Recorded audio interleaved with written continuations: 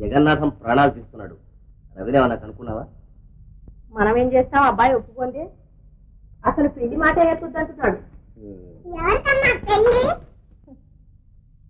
మీ అన్నయ్యకు. పెద్దదాని అయ్యాక చేస్తాం.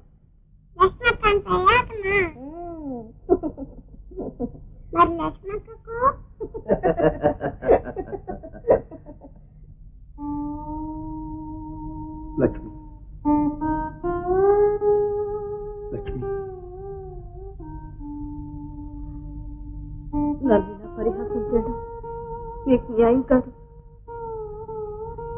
పరిహాసం కాదు లక్ష్మి, పవిత్రమైన విగ్రహాల మీద ప్రమాణం చేసి చెప్తున్నాను. నిన్ను తప్ప ఇంకెవరిని పెళ్లి చేసుకోను. ఓన్ లక్ష్మి, వెంటనే వీళ్ళమ్మతో చెప్పేస్తాను. లక్ష్మి,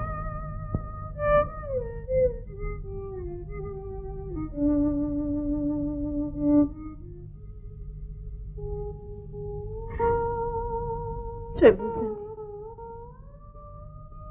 మీరెక్కడా, నేనెక్కడ? నా మాట వినండి. అన్ని విధాల మీ తాహతకు తగిన భార్య పార్వతి. ఆమెను పెళ్ళాడు. మీ తల్లిదండ్రుల ముచ్చట తీర్చండి. నీకు లేని నన్ను మీ అమ్మగారు ఎన్నో విధాలు ఆదరించారు. ఆ మహాతల్లికి అపచారం తలపెట్టలేను. మీ పాదాలకు నమస్కారం. నేను ఈ పని చేయలేను. లక్ష్మి, అవసరమైతే ఇల్లు వాకిలి, తల్లి తండ్రి అందరినీ వదిలి దేశాంతరమైన వెళ్ళి ఆ పార్వతిని మాత్రం పెళ్లి చేసుకో. ఈ జన్మలో పెళ్లి చేసుకునే అదృష్టమేముంది? నిన్నే చేసుకుంటాను.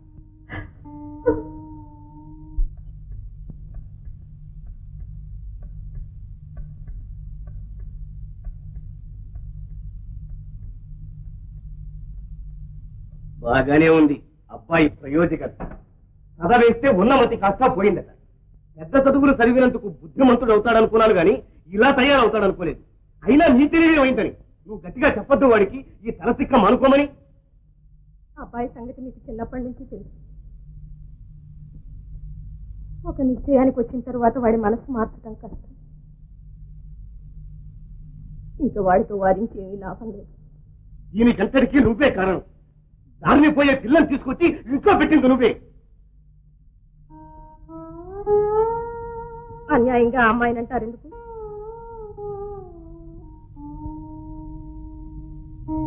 ఇందులో అమ్మాయి తప్పేమీ లేదు. మన వాడితో లక్ష్మి అన్న మాటలు వినుంటే మీరు ఇలా మాట్లాడరు. తెచ్చి ఇంట్లో పెట్టిందని మెచ్చుకోకేం చేస్తావు? తీసుకురాలేదు. ఆ 7 కొండల వాడే మన ఇంటికి పడుతుంది.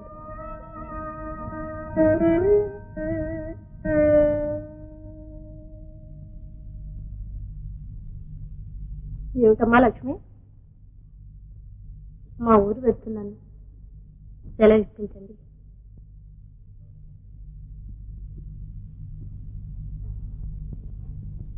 నీకెవరూ లేరన్నావు. ఇన్నాళ్ళు నన్ను ఎన్నో విధాలు ఆదరించారు. మీ రుణం నేను ఎన్నటికీ తీసుకోలేను. సెలవు ఇప్పించండి. అలాగే తప్పకుండా వెళదు కానీ ఈ వేషంలో కాదమ్మా. మా ఇంటి కోడలు మా హోదాకు తగినట్టు వెళ్ళాలి.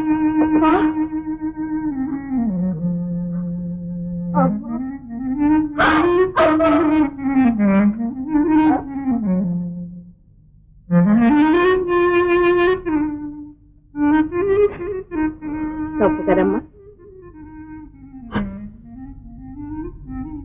మా ఇంటి మహాలక్ష్మిలా కంటతడి పెట్టొచ్చు.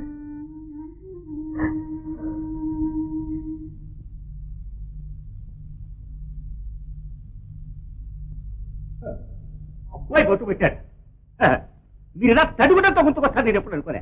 అబ్బాయి పట్టు పెట్టాడు. జగన్నాథం, ఇప్పుడు ఏమనుకునే లాభం? పసిపిల్లాడైతే నయ్యానో భయానో చెప్పదు. వాడు పెద్దవాడయ్యాడు. పెద్దవాడు పోకిరి వెధ. వాడు ముష్టిముడిని పెళ్ళాడతానంటే మీ తెలివితేటలేమైనాయండి. ఎవరా పిల్ల? ఎక్కడి నుంచి వచ్చింది? కులగొత్తాలేమిటి? ఏమన్నా కనుక్కున్నావా? తిరుపతిలో దాని మోహం చూసినప్పుడు అనుకున్నా ఒకటి దొంగముడని. ఇదివరకు ఎంతమంది వేరే రథమని ఇలా బుట్టలో పెట్టిండు. ఓ బజార్ముడిని తీసుకుని మాటలు చిన్నగారని నాకు కాబోయే కూడల్ని పల్లెత్తు మాట్లాడినావంటే మర్యాద దక్కదు. ఇక వెళ్ళు.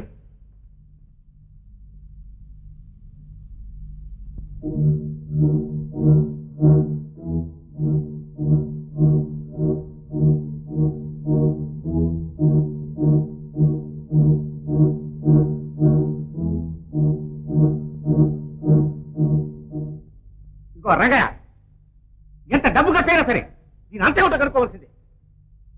ఈ జగన్నాథం అంటే దాన కూడా అనుకున్నారు కాబోలు. నన్ను అసలు ఆ ఊరు వెళ్ళి రానియండి. ఇంతకాలం మీ ఉప్పు తిన్నందుకు ఏది మీ రుణం తెచ్చుకునే అవకాశం ఇప్పుడు దొరికింది ఈ రంగయ్యకు. రంగయ్య, అసలు పిల్లతండ్రి ఇంటి దగ్గర నుంచి ఆ ముండ ఎందుకు మారిపోయిందో ఆదోకి తీయాలి.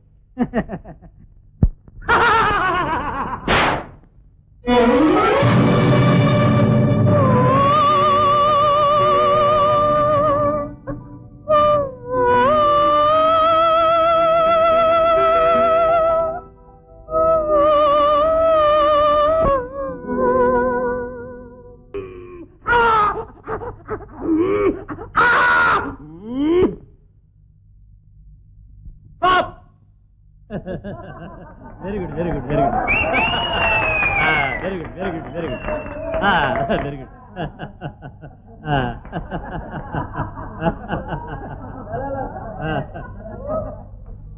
లేడీస్ అండ్ జెంటల్మన్ అనగా సోదర సోదరిమణులారా, పౌరుషున్న మగవాడికి ప్రపంచమంతా అరిచేతుల్లోనే ఉంటుందనే సత్యాన్ని నిరూపించే పౌరాణిక జానపద సాంఘిక చిత్రరాజము లోక సుందరి సప్త సముద్రాలు దాటి ముల్లోకాలు గాలించి పంచరంగుల చిలకను పట్టి రాక్షసుని హతమార్చి తన ప్రేసిని సించుకున్న జగదేక వీరుని కదా లోక సుందరి. పెద్ద పెద్ద అడవుల్లో పెద్ద పులి సింహము లడాయి, ఆహాహా కత్తి యుద్ధములు గుర్రపు స్వారులు చూచి తీరవలేనే కాని వ్రాయ నలవి కాదు. రోజుకు 2 ఆటలు, రోజుకు 2 ఆటలు మాత్రమే. అరా కుర్చీని నిండిన వనుక గట్లపై కూర్చోడు వాళ్ళను. ఏ కారణము చేతనే నేను ఆట ఆగినడరా డబ్బు మాత్రం వాపస్ ఇవ్వబడదు. చూడకపోతే మీరంతా వెళ్ళి చూడండి, చూస్తే మళ్ళీ చూడండి, అంతే.